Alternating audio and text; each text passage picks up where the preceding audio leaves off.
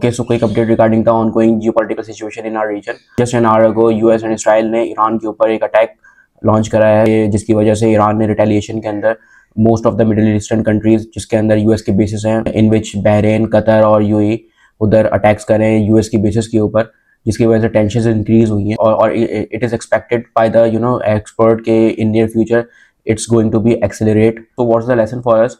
देखें, ट्रम्प की हिस्ट्री रही है कि उसने विदाउट एनी फाइनेंशियल गेन्स, क्योंकि वो स्टॉक मार्केट का बंदा है, विदाउट एनी फाइनेंशियल गेन्स वो कहीं भी कुछ भी नहीं करता. सो आपके पास वेनेजुएला वाला भी एग्जांपल है कि US want Venezuela because of their oil. So what's the lesson for us in financial sector?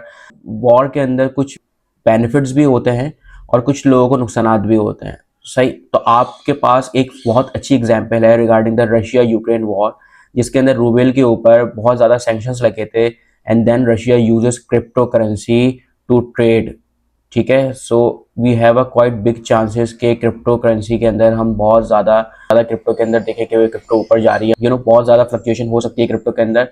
Ordinary currency का इतना सिनेरियो बनता नहीं है वॉर के अंदर, तो लोग क्रिप्टो यूज़ कर सकते हैं, फर्स्ट चीज़. और सेकेंडली अगेन कमोडिटीज़ का सिनेरियो आएगा.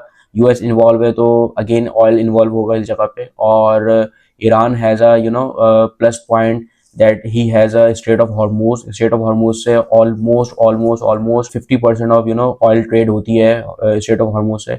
और अगर ईरान ने Strait of Hormuz को चोक कर दिया, अगर ये ज़्यादा एक्सलेरेट होता है, तो आप समझ सकते हैं कि ऑयल के प्राइसेस कहाँ जाएंगे. और इवन एवरी कमोडिटीज़ और जो हर इंडस्ट्री जो ऑयल से लिंक करती है उसके स्टॉक प्राइस के अंदर कितना इफेक्ट आएगा. तो प्रॉबली इट सीम्स के स्टॉक मार्केट्स के अंदर बहुत ज़्यादा अप्स एंड डाउन आने वाले हैं. सो लेट्स सी, देखें क्या होता है.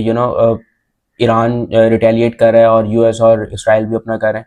सो आई विश के ये सब डायलॉग के थ्रू सॉल्व हो जाए. But again in financial sector we have to see कि अभी आगे क्या होता है. बट ये क्विक सी अपडेट थी आप लोगों के लिए कि आप लोग ज़्यादा घबराइए करनी की अगर आपके स्टॉक्स के अंदर या क्रिप्टो के अंदर कोई फ्लक्चुएशन होती है. इट्स अ टेम्पररी थिंग, वो इंशाल्लाह रिजॉल्व हो जाएगी.